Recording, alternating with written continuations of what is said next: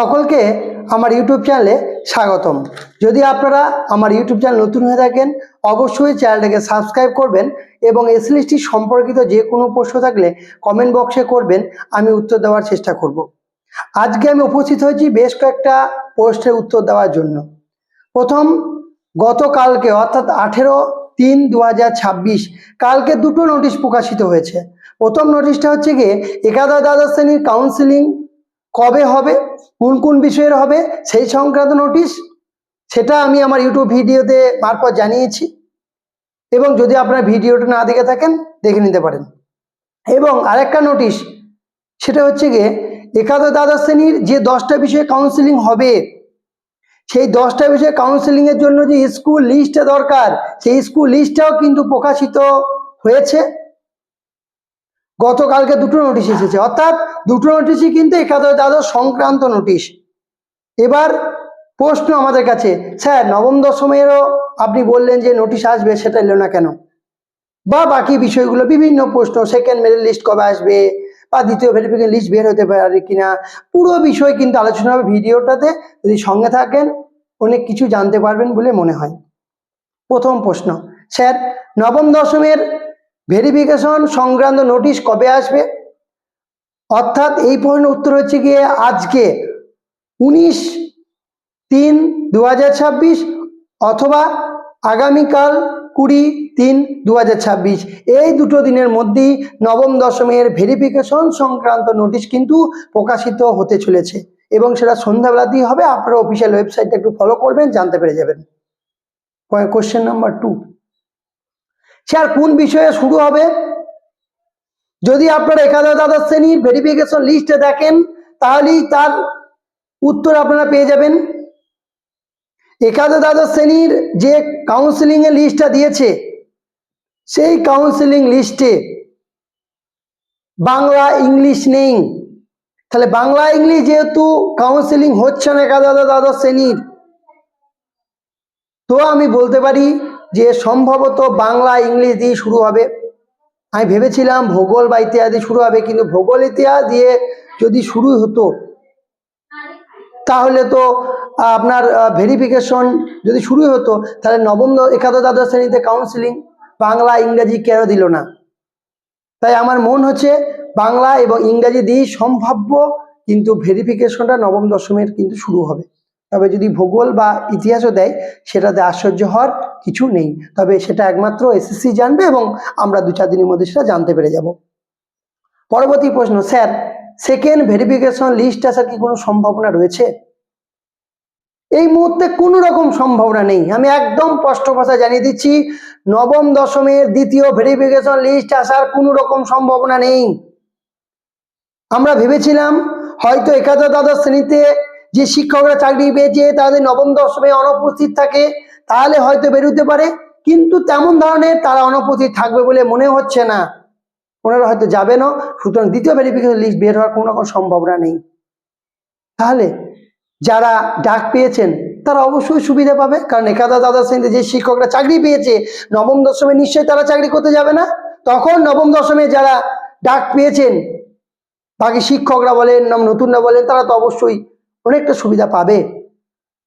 পরবর্তী প্রশ্ন, স্যার বাকি বিষয়গুলোর কাউন্সিলিং কবে হবে? জানুয়ারি, ফেব্রুয়ারি, মার্চ, এপ্রিলের 9 তারিখ পর্যন্ত কাউন্সিলিং চলছে, 9-10 পর্যন্ত যে ম্যাথের যে চলবে, তারপরেই বাকি বিষয়গুলোর হবে। বাকি বিষয়গুলো হবে অর্থাৎ জানুয়ারি, ফেব্রুয়ারি, মার্চ, এপ্রিল এবং মে, মে মাসের মধ্যে তো বাকি বিষয়গুলো কাউন্সিলিং শব্দ হয়ে যাবে এলে একাদশ দ্বাদশ শ্রেণীর। স্যার আমাকে এই প্রশ্নটা অনেকজন করেছিলেন যে ভেরিফিকেশন এবং ইন্টারভিউ কি নবম দশমে একসাথে চলবে? একদমই না। একাদশ দ্বাদশ শ্রেণীর ক্ষেত্রে যেমন আমরা দেখেছিলাম যে ভেরিফিকেশন কলকাতাতে হয়েছিল, ইন্টারভিউটা জোন ওয়াইজ হয়েছিল, কিন্তু নবম দশমে তেমন ধরনের কোনো রকম আশা নেই। নবম দশমে আমার যেটুকু মনে হচ্ছে বা খবর যেটুকু পাচ্ছি বা চিন্ময়দার কাছ থেকেও যেটুকু খবর পেয়েছিলাম যে জোন ওয়াইজই কিন্তু ভেরিফিকেশন হবে, ইন্টারভিউ তো জোন ওয়াইজই হবে। তাহলে উত্তরটা নিশ্চয়ই আপনারা পেয়ে গেলেন। আপনাদের মনে আরেকটা প্রশ্ন ছিল, যে প্রথম কাউন্সিলিং হয়ে যাওয়ার কতদিন পর দ্বিতীয় কাউন্সিলিং হতে পারে? দেখুন, একাদশ দ্বাদশ শ্রেণীর 10টা বিষয়ের কাউন্সিলিং হয়েছিল, সরি 10টা না, 7টা বিষয়ের ফার্স্ট কাউন্সিলিং হয়েছিল 24 এবং 25 ফেব্রুয়ারি। আজকে তো মার্চের 19 তারিখ, নিয়ার অ্যাবাউট 1 মান্থ হয়ে গেল, এখনো কিন্তু সেকেন্ড কাউন্সিলিং এর কোনো রকম নোটিফিকেশন আসেনি ওই বিষয়গুলোর, অ্যানথ্রোপোলজি ওইসব বিষয়গুলো যেগুলো হয়ে গেল না ওইগুলো। তার মানে কি, কবে হবে ফার্স্ট কাউন্সিলিং এর পর সেকেন্ড কাউন্সিলিং, সেটা একমাত্র স্কুল সার্ভিস কমিশন ছাড়া কেউ উত্তর দিতে পারবে না। তবে আমরা আশা করব দ্রুত হবে, কিন্তু কবে হবে অ্যাকচুয়ালি ডেট কারো কাছে জানা নেই। আপনারা আমাকে এই প্রশ্নও করেছিলেন যে স্যার একাদশ দ্বাদশ শ্রেণীর পুরো কাউন্সিলিংটা তো যেটা সুপ্রিম কোর্টের অর্ডার অনুসারে বলেছিল যে যেটা যেটা আগস্ট নাগাদ শেষ হয়ে যাবে, 31 আগস্টের মধ্যে শেষ করবে, বা আমরা যেটুকু অফিসিয়াল ওয়েবসাইটেও দেখতে পেয়েছিলাম জানুয়ারি ফেব্রুয়ারি মার্চ এপ্রিল মে মাস নাগাদ তো বাকি বিষয়গুলো কাউন্সিলিং, তো সব বিষয়ে কাউন্সিলিং হয়ে যাচ্ছে, ফার্স্ট কাউন্সিলিং হয়ে যাচ্ছে, তাছাড়া সেকেন্ড কাউন্সিলিং কবে হবে? তো আমি এটুকুই বলবো, ফার্স্ট কাউন্সিলিং হয়ে যাওয়ার পর আমাদের অপেক্ষা করা ছাড়া কিছু নেই। সেকেন্ড কাউন্সিলিং 1 মাস পরও হতে পারে, 1 সপ্তাহ পরও হতে পারে, আবার 15 দিন পরও হতে পারে, এটা কেউ জানে না কবে হবে। তবে আমরা আশা করব দ্রুত গতিতে হবে, এবং first counselling plus second counselling দুটোই কিন্তু 31 আগস্টের আগেই শেষ হয়ে যাবে, এটাই কিন্তু আশা আমরা করব। পরবর্তী প্রশ্ন, স্যার ওয়েটিং লিস্ট থেকে চাকরি হওয়ার কি সম্ভাবনা রয়েছে? অনেক রয়েছে। একাদশ দ্বাদশ শ্রেণীতে গার্লসদের ডিউ টু মাল্টিপল র্যাঙ্কিং অনেক মেয়েরা বঞ্চিত হয়েছে, কিন্তু একই মহিলারা তো 2টো সিট দখল করে রয়েছে, 2টো জায়গায় সে চাকরি করবে না, চাকরিতে একটা জায়গাতেই করবে, আর দ্বিতীয় মেরিট লিস্টে তো প্রচুর জন চাকরি হবে। তবে নবম দশমের ক্ষেত্রে যেটুকু বুঝতে পারছি বা ক্যালকুলেশন যা বলছে, নবম দশমে দ্বিতীয় মেরিট লিস্টে বা দ্বিতীয় কাউন্সিলিং এ অজস্র চাকরি হবে, মিলিয়ে নেবেন, তারপরে আপনি আমাকে বলবেন।